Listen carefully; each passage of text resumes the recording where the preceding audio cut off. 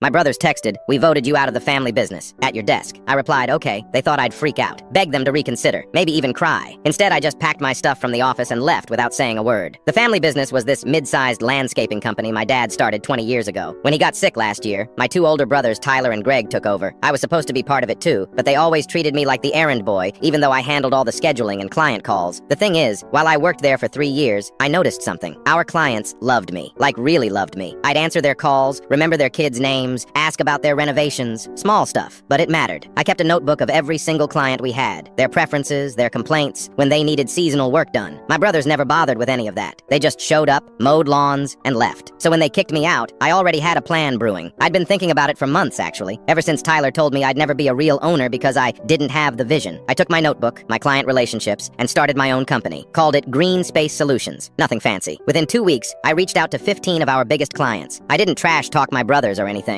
I just said I started my own business, and I'd love to keep working with them. 14 of them switched over immediately. Mrs. Kowalski, who had this massive property we serviced every week, told me straight up, "Your brothers never remembered that I'm allergic to certain fertilizers. You always did." My brothers didn't notice at first. They were too busy celebrating getting rid of me. Mom called me upset, said I was tearing the family apart. I told her they voted me out. I didn't leave. She went quiet after that. By month 2, 30 clients had moved to my company. My brothers started losing money fast. Greg called me screaming, saying I stole their clients. I reminded him that client relationships belong to whoever builds them, not whoever shows up with a lawnmower. He hung up. Tyler tried a different approach. He met me at a coffee shop, acted all friendly, said maybe they made a mistake, maybe I could come back. I asked if I'd be an equal partner with actual decision-making power. He hesitated, then said we could work towards that. I finished my coffee and left. The breaking point came when the Hendersons, our absolute biggest client with 3 commercial properties, called my brothers to cancel. Mr. Henderson apparently told Tyler, "Your brother actually listens when we have problems. You guys just do the bare minimum." That contract alone was 15% of their revenue. Dad heard about everything from his hospital bed. He called me, and I thought he'd be furious. Instead, he said, "I built that business by caring about people first." Sounds like you're the only one who remembered that. He asked me to visit. When I got to the hospital, Tyler and Greg were already there. Dad looked at all 3 of us and said, "I'm changing my will. The business goes to whoever can show me they understand what it means to actually run it." My brothers started talking over each other, making promises. Dad cut them off. "I already know who that is." He looked right at me. "You took my lesson and made it better. Your brothers took my company and ran it into the ground in 6 months." Tyler's face went red. "You're giving it to him? After he sabotaged us?" Dad shook his head. "He didn't sabotage anything. He competed, and he won." Greg tried arguing, but Dad was done. "You two voted him out because you were threatened by someone who actually worked harder than you. Now deal with the consequences." My brothers stormed out. I just sat there kind of stunned. Dad grabbed my hand. "Merge your company with the old one. Fix what they broke, but you're in charge now." I did exactly that. Took over the family business, brought all my clients back, and slowly rebuilt what my brothers destroyed. They both ended up working entry-level jobs at a competitor. Mom eventually came around when she saw I turned things profitable again.